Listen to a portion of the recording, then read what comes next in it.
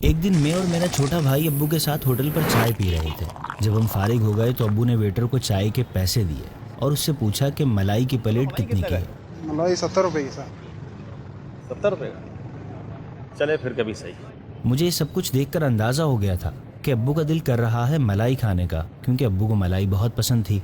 हम घर तो आ गए, मगर मैं पक्का इरादा कर चुका था कि अब्बू को उनकी पसंदीदा चीज़ लाकर ज़रूर खिलाऊंगा।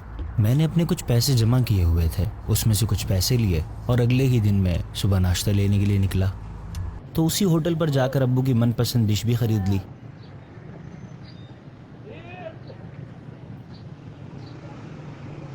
घर आकर मैंने अब्बू से कहा कि अब्बू नाश्ता कर लो। अब्बू ने मेरे हाथ में सामान देकर पूछा, तुम ये लेकर क्या आए हो? अरे बेटा, ये क्या ले आए हो?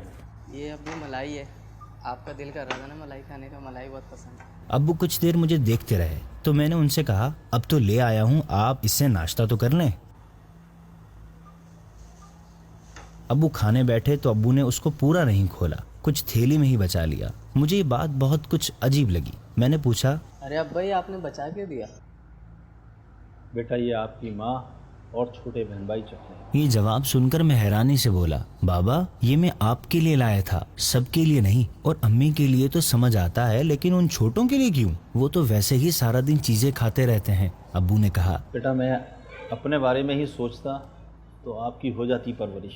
अब्बू की इस बात ने मुझे कहीं और ही पहुंचा दिया था। मैं वहां ही खड़ा खड़ा सोच रहा था, माँ बाप कैसे अपनी ख्वाहिशात मारकर औलाद पालते हैं। इसका अंदाजा माँ बाप बनकर ही हो सकता है। माँ बाप अपने मुंह का लुकमा भी अपनी औलाद को देते हैं। बिलाशुबा माँ बाप अल्लाह पाक की अता करदा ऐसी अनमोल नेमत है जिसकी कोई रिप्लेसमेंट नहीं हो सकती। हमारे नबी सल्लल्लाहु अलैहि वालिहि वसहबिहि वसल्लम ने इरशाद फरमाया, अल्लाह अज़्ज़ वजल की रिज़ा वालिदैन की रिज़ा में और अल्लाह अज़्ज़ वजल की नाराज़ी वालिदैन की नाराज़ी में है।